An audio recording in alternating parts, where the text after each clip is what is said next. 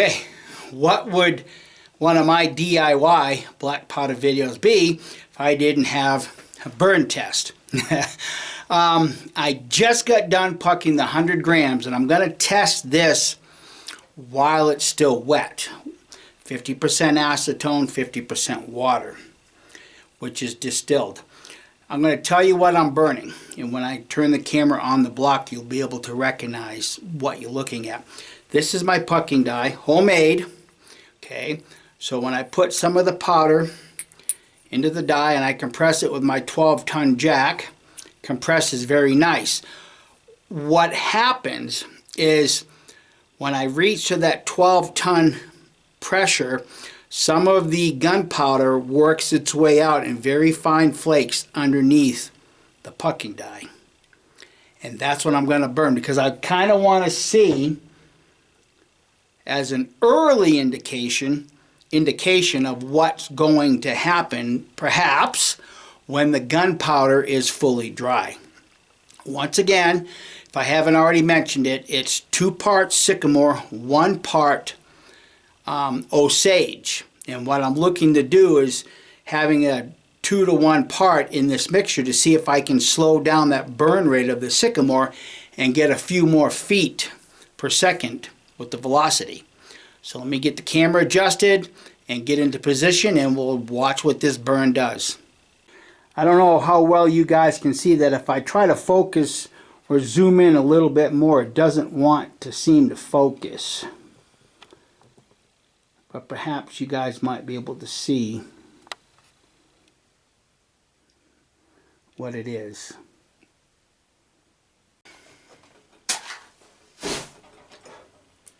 Wow! Even wet. Look how fast that went up. Let me show you the block from where I'm at right now. It looks a little dirty, but let me get your close-up of it. So I'll give you guys a close-up here with the sun reflecting on the block. As normal, the KNO3 is very, very minute. And I did have this milled for 36 hours.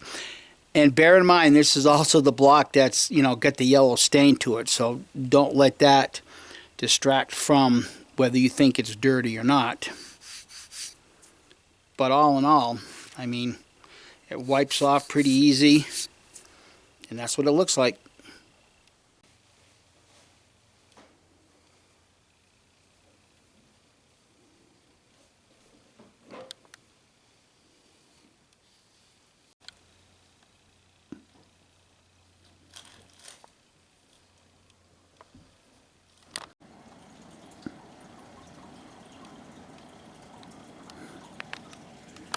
$30 grains of the Sycamore Osage blended. Once again, it's a 2-to-1 mixture. 2 parts Sycamore, 1 part Osage. And I just pulled this off the dashboard of my truck. I sized it and dried it for another 2 hours in the sun. So this gunpowder is completely dry. Went up pretty quick, like everything else. Let me get repositioned and I'll give you a close-up of the block. And the block is this clean block. Alrighty, there's the block. You guys decide for yourself. I think that's pretty damn clean burning. As clean as anything else that I've produced. But for a blended gunpowder, I think it's pretty good. Again, the KNO3 is negligible. Let me just lightly wipe off the powder. There's the finger. There's the block. I'd say it's pretty clean. So, I'll get it into my muzzle loader, my flintlock, and we'll see what it does. Stay tuned.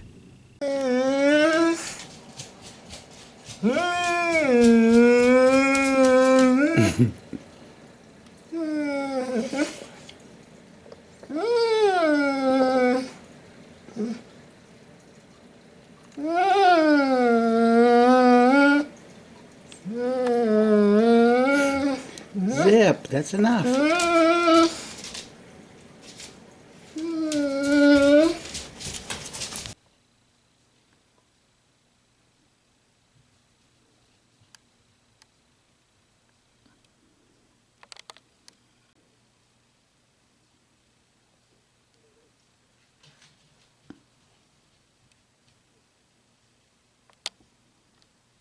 So this is the Osage Sycamore blended, 2-part Sycamore, 1-part Osage, and I'm looking to see if I can get a few more feet per second by doing this. Looking over my book where I've been keeping all my notes, it appears to me right now that I'm actually improving the quality of the charcoal by blending some charcoals, and I will do a much broader video on that in the future.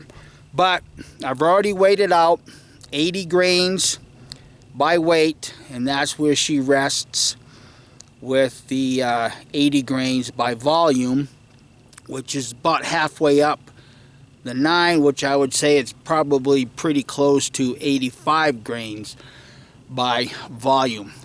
So I'm going to take some shots, and I'm also going to shoot once again my gunpowder that I made with peanut shells, because it was interesting to me looking over my notes that out of all the gunpowders I've made, that peanut shell gunpowder got the more feet per second without even blending it.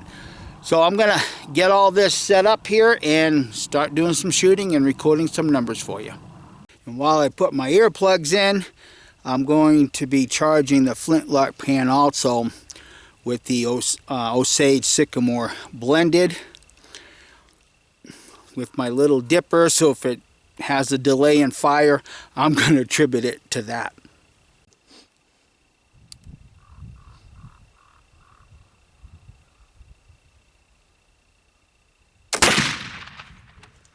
$17.85.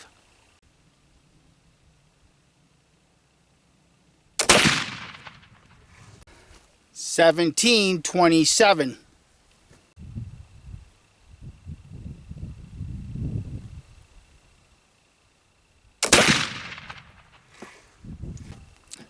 $17.22.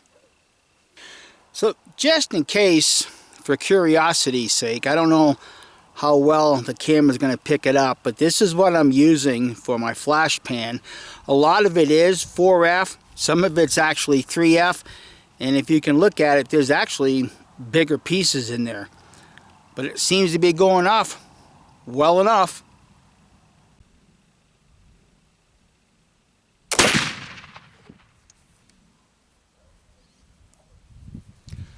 $17.33. So far, it doesn't look like Osage has improved this. So that was the patch previous to the one I just shot. And you can see they're not really all that terribly dirty. But I do want to make a note for the fellow that left a comment underneath the previous video about my patches being frayed. I appreciate you observing the frayed patches, but you also have to recognize that I cut my patches very large, because when I'm at a rendezvous or a timed event, I don't want to have to worry about whether I'm centering the ball and the patch going down that muzzle. So I tend to make my patches larger than the muzzle, so that if the ball rolls a little bit, it's still within the patch itself. And appreciate the suggestion with the oil patch, but I did a video previously showing why I can't shoot an oil patch, because my barrels are coned, and using an oil patch in conjunction with an ox yoke patch is not going to improve the accuracy of this gun. If you go back to several of the videos I did testing homemade gunpowder, you'll see that this rifle is very, very accurate. And at the end of the video, I'll show you this target. Let me get that last shot downrange, and then I'll swap over to the peanut shell gunpowder. So just so that you can observe, there's the patch. I've got it pretty much centered. If you can look at how much that patch is curling what would be the ball, my finger, that's why my patches are fraying. The outer edges doesn't matter. What matters is what it's doing around the ball. Is the patch staying intact around that ball as it exits a gun? That's the only thing that matters.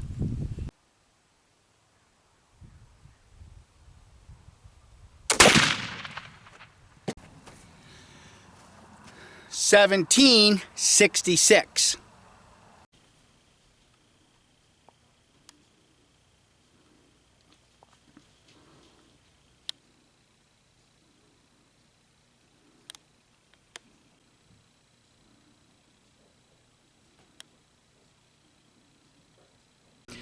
So there's that last patch. Yeah, it's frayed, but you can see where it cupped the ball.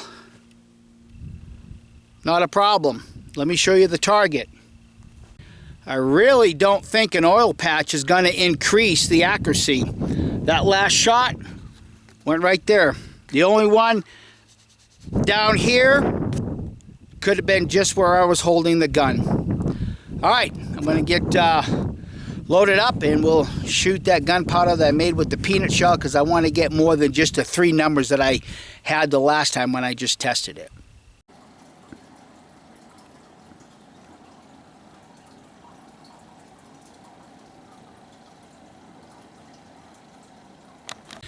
So I'll show you real quick the lock. That's 5 shots. No hiccups, no problems with it. Hopefully you guys can see. As far as I'm concerned, that's pretty clean. But I am going to wipe it out a little bit before I start shooting the peanut butter. Oh, the peanut butter, yeah, listen to me. The peanut shell gunpowder, and I'm going to probably just brush the barrel. I'm not going to run any wet patches, probably just a brush down it. And just to let you know, just to be consistent, this time I am leaving the chronograph in the sun. And right now it's only in the mid 40s. The high today is supposed to be 55, so I really don't think the increase of the temperature is going to change these numbers adversely like we've seen in the past.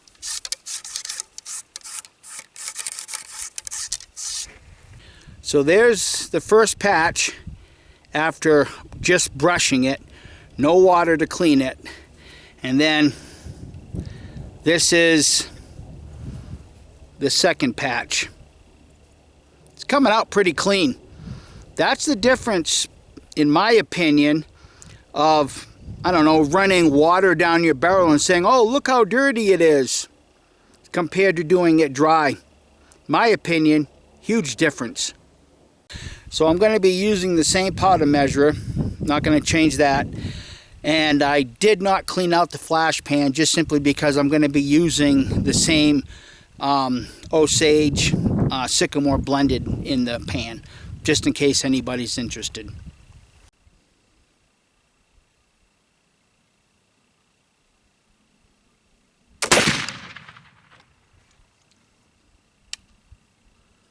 $17.75, and I can tell looking at the paper plate it shot high. Let's see what the rest of them do.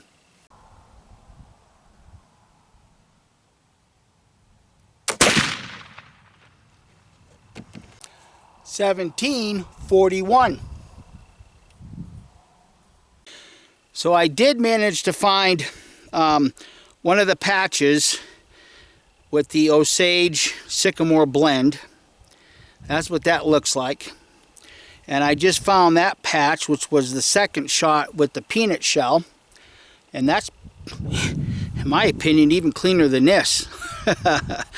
And that shot hit the bullseye. So that first shot may have been me, but the next 3 shots should tell the true story of this.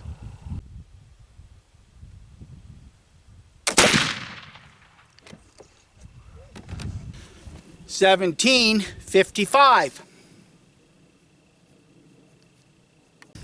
There's that patch. Clean is clean, guys. I mean, that is very, very clean for the third shot. And that one hit the bullseye too. All right, got 2 more to get downrange.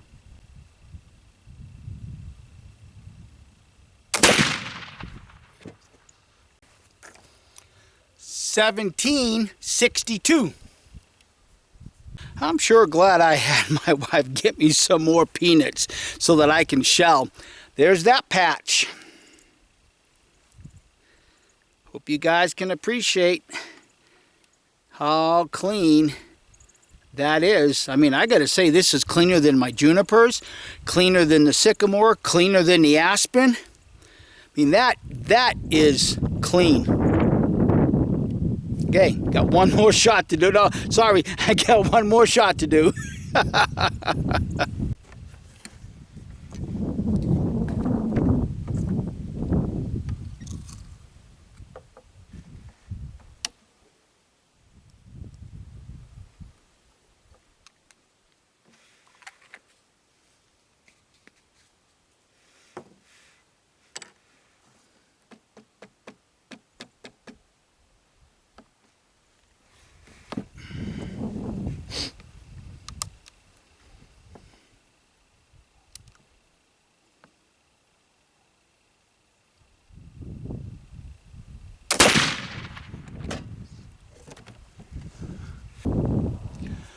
1771. I'm going to go pull the target and see if I can find that patch.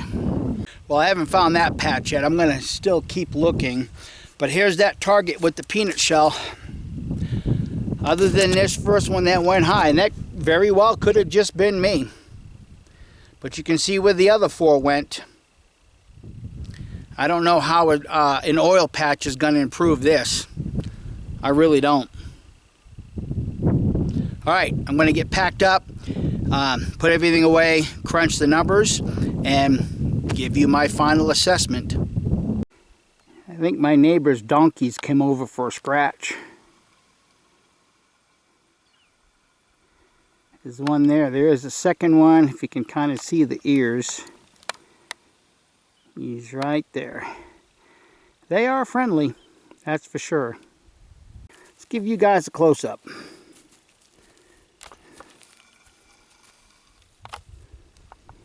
Come on.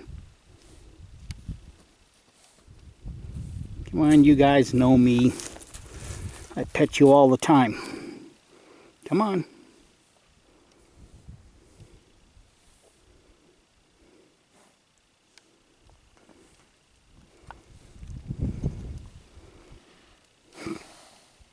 So before I walk away, that's 10 shots. You didn't see me vent pick it one time.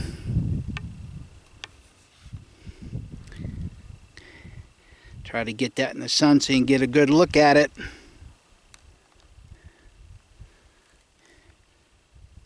Make up your own mind. Compare this to what you guys see or have seen, what I've presented on this channel regarding Swiss. So as I wrap this up, I have a few things that I want to discuss.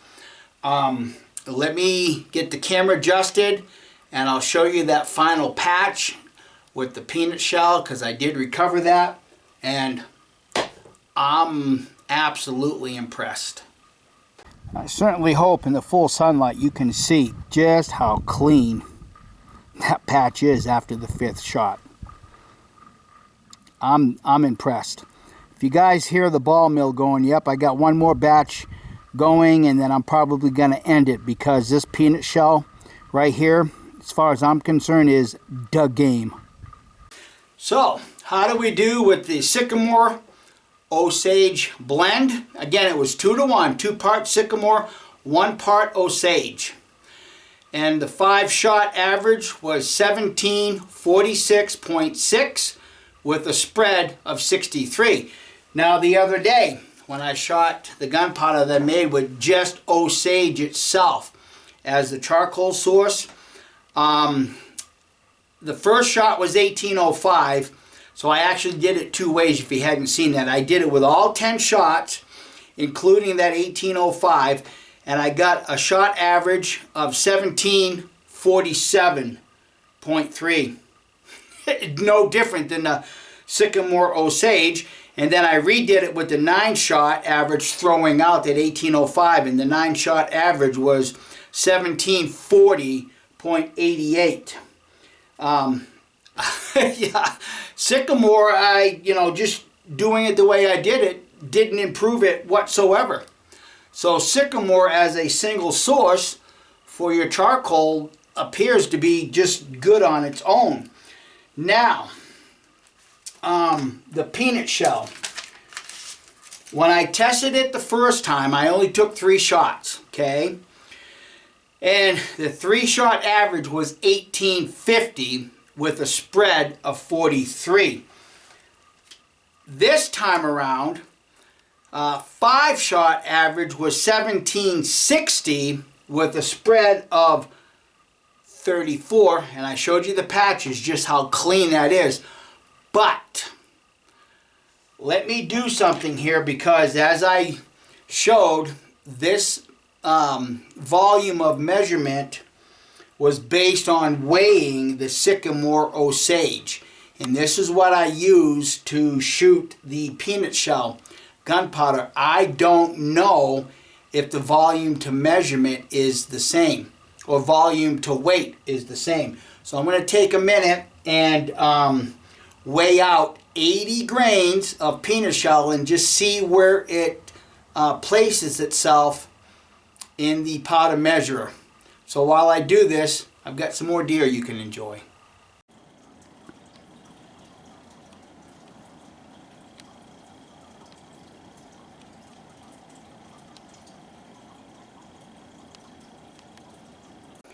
So I purchased this bale on Wednesday morning of this week.